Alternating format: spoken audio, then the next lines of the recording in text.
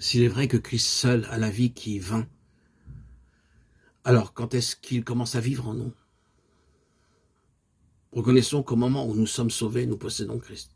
Celui qui a le Fils a la vie. 1 Jean 5, 12. Mais à tous ceux qui l'ont reçu, à ceux qui croient en son nom, elle a donné le pouvoir de devenir enfants de Dieu. Jean 1, 12.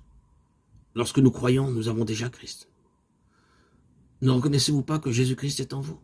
À moins peut-être que vous ne soyez désapprouvés. 2 Corinthiens 13, 5. Qui sont ceux qui ne sont pas considérés désapprouvés par le Seigneur?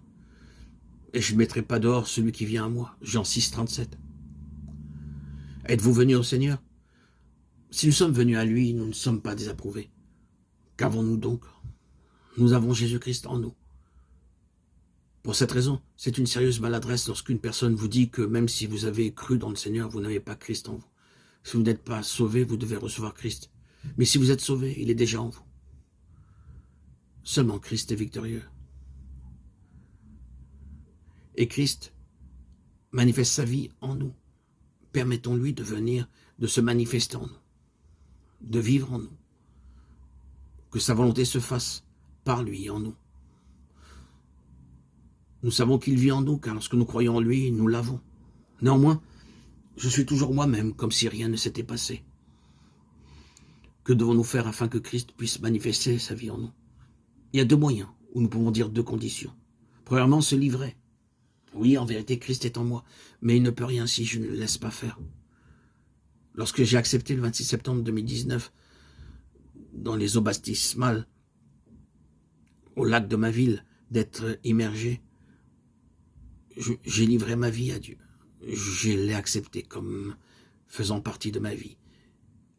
J'ai renoncé au péché. J'ai cru.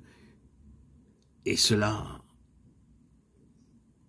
mon esprit en témoigne. J'ai cru et j'ai été sauvé. Parce que j'ai désiré obéir à Dieu. C'est cela précisément, se livrer. Ce n'est pas promettre à Dieu que je vais accomplir sa volonté, ni conclure un pacte avec Dieu pour faire ce que je ne peux pas. Me livrer, c'est pour moi ôter mes mains de ma propre vie.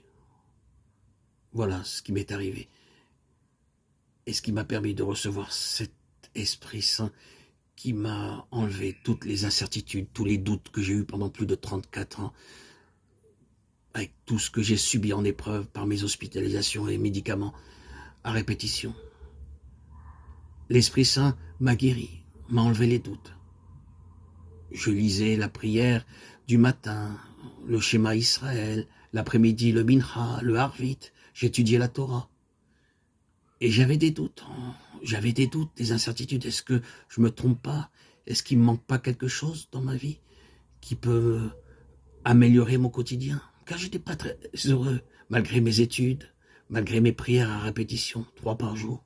Je n'étais pas très heureux. Mes doutes se sont ôtés par mon baptême. Jésus est venu dans ma vie. Il a sauvé mon âme, il a sauvé mon être. Il est venu en moi. Je me suis livré à lui, j'ai accepté de recevoir les eaux baptismales. Ce 26 septembre 2019 fut pour moi le jour de bénédiction. Toutes mes 34 années de bipolarité, de souffrance, se sont dissoutes comme neige au soleil. C'était merveilleux. Mon esprit a transformé toute mon existence à l'heure d'aujourd'hui. Je vis avec cet esprit qui me vivifie, me régénère, me grandit. J'ai remis entre les mains de Dieu ce qui était bon et mauvais en moi, ma force et ma faiblesse, mon passé, mon futur, ma vie et mon moi, de sorte que Dieu seul a pu travailler en moi.